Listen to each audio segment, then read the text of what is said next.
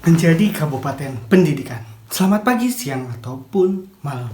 Nah, menjadi kabupaten pendidikan adalah satu misi besar dari pemerintah yang ingin membranding atau ingin memberi nama, memberi program terhadap kabupatennya menjadi kabupaten pendidikan. Misinya sangat jelas bahwa menciptakan kabupaten tersebut dikenal sebagai kabupaten pendidikan. Nah, siapa suksesornya? Tentu saja Jogja sebagai kota pendidikan. Untuk menjadi kabupaten pendidikan, maka kita harus berkaca dan belajar banyak dari Jogja. Apa saja faktor yang menjadikan Jogja sebagai kabupaten pendidikan? Atau apa saja faktor yang menjadikan Jogja sebagai kota pendidikan? Kita sebut saja salah satunya adalah banyak sekali. Apa yang menjadikan Jogja sebagai kota pendidikan? Faktornya salah satunya adalah banyak sekali universitas yang ada di Jogja. Ada universitas yang selalu masuk World Top Ranking setiap tahunnya. Salah satunya adalah UGM dan UNY. Nah, ini adalah satu dan dua bahkan lebih kota yang ada. Itu merupakan dua kampus yang selalu masuk World Top Ranking. Lalu kemudian kampus-kampus lainnya pun tidak kalah. Karena di sana banyak universitas negeri yang berkualitas, maka universitas-universitas swasta yang ada di sana harus selalu berkembang untuk melawan persaingan kampus negeri yang begitu banyak kucuran dananya dari pemerintah, lalu kemudian banyak sekali programnya dari pemerintah, dan juga banyak sekali hal-hal yang memang di sana dikatakan lebih unggul, termasuk dari penelitian, pengabdian, lalu program-programnya, dan SDM yang ada di dalamnya.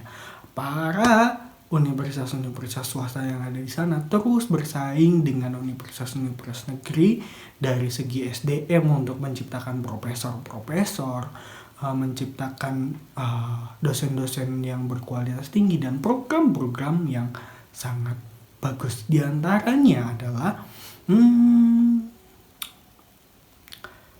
ingat animasi Battle of Surabaya? Itu berasal dari mana? Itu dari satu kampus swasta di Jogja. Dan kita dengarkan para pejabat apakah mampu untuk menciptakan itu. Dan satu fakta penting dari lahirnya Battle of Surabaya adalah memang daya apresiasi masyarakat kita waktu itu belum cukup bagus untuk menerima animasi tersebut. Nah, komentar-komentar negatifnya silahkan cari saja di artikel-artikel internet.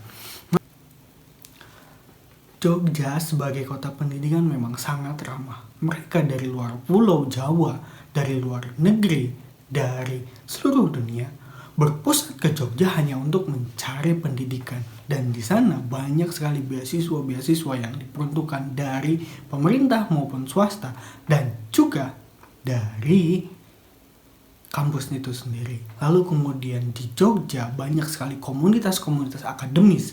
Bahkan mereka yang berpendidikan menawarkan jasa jual buku yang cukup menarik. Jogja patut diacungi jempol. Mereka yang berpendidikan tinggi tidak malu untuk berjualan buku. Bahkan jualan bukunya itu sangat inovatif.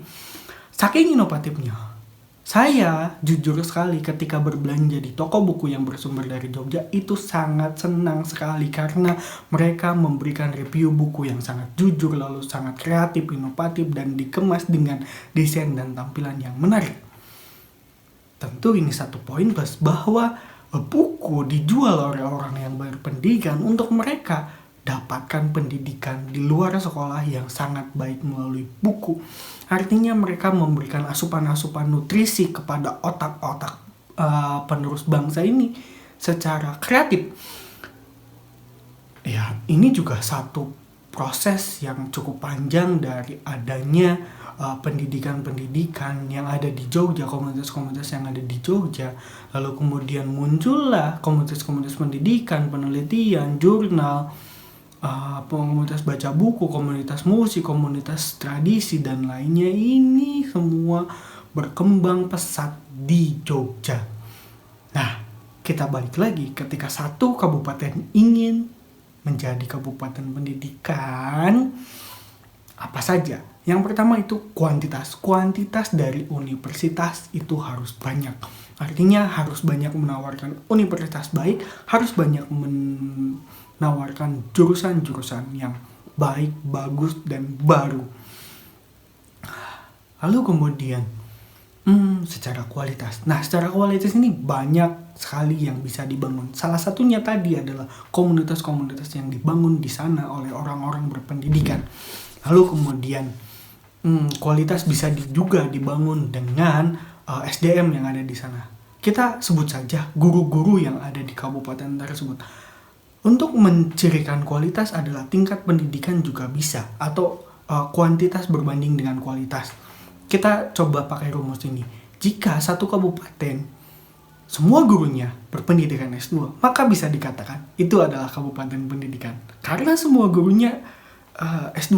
Jadi nanti guru PAUD-nya, guru SD-nya, guru SMP, SMA, dan kemudian dosennya itu minimal kan S2.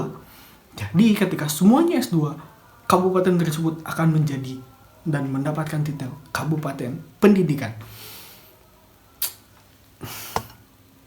Banyak sekali beasiswa mungkin ya untuk bisa menyekolahkan guru-guru ke jenjang S2, atau mungkin pemerintah mendorong pesat untuk semua guru wajib ikut program LPDP, program-program beasiswa di luar negeri, dan nanti kemudian menciptakan kampung Inggris seperti di Pare, dipindahkan ke kabupaten tersebut, mengambil konsep pola tersebut untuk nanti mereka bisa berbahasa Inggris, kemudian terbiasa dengan TOEFL dan lain sebagainya, sehingga mereka nanti untuk kuliah ke luar negeri akan lebih mudah dan lebih gampang.